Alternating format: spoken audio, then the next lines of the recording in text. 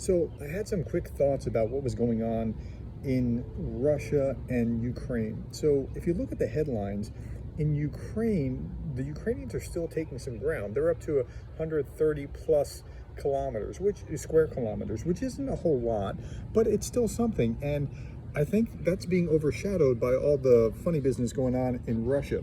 Now, in Russia, you had something really interesting. Prigozhin was saying that he did not have the goal of overthrowing the existing regime, and he said that today. And that's the first time that he's spoken since, since he left Russia.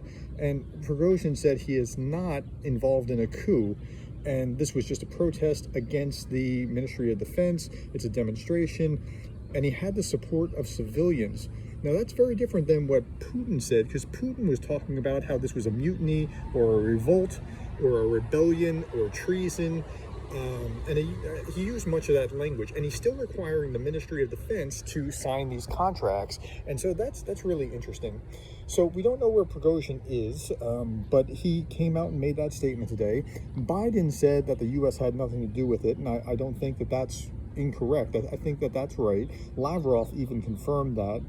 The Russians, now here's what's really interesting. When Prigozhin was in Rostov and he's being cheered by the Russians, he's being cheered by the Russians because they want him to be tougher on Ukraine.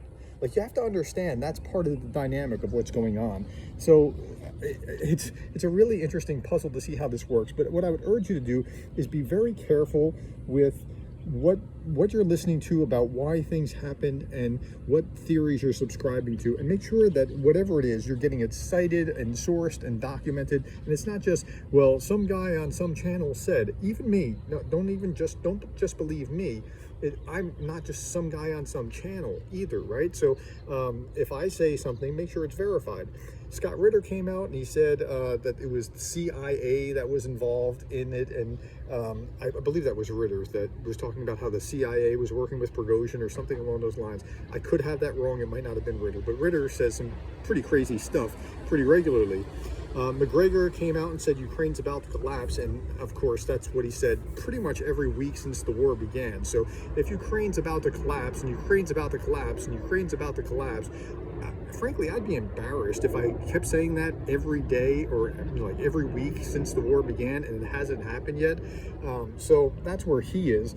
And then we have alternate theories like that Prigozhin is in Belarus because he's about to take over from Lukashenko, or he's in Belarus because he's there to watch Lukashenko, or because he's about to invade Ukraine from Belarus. Well, with who? And if he is, the U.S., I'm sure, is watching with satellites and other Western allies, so I'm not worried about that. There are other theories that Prigozhin is about to run for president in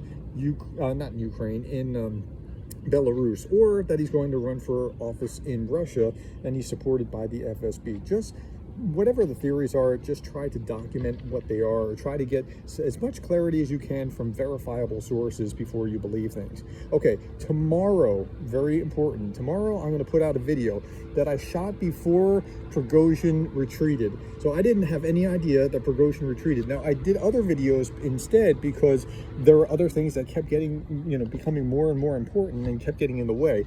But this was my assessment before he retreated about what was happening, because people kept asking me, the number one question that people wanted to know was, do you still stand by your assessment? And some people were nice about it, and some people were snarky about it, saying, so do you still think that Prigozhin is Putin's mouthpiece? And I answered, and I explained why I think what I think. So I'm going to post that tomorrow.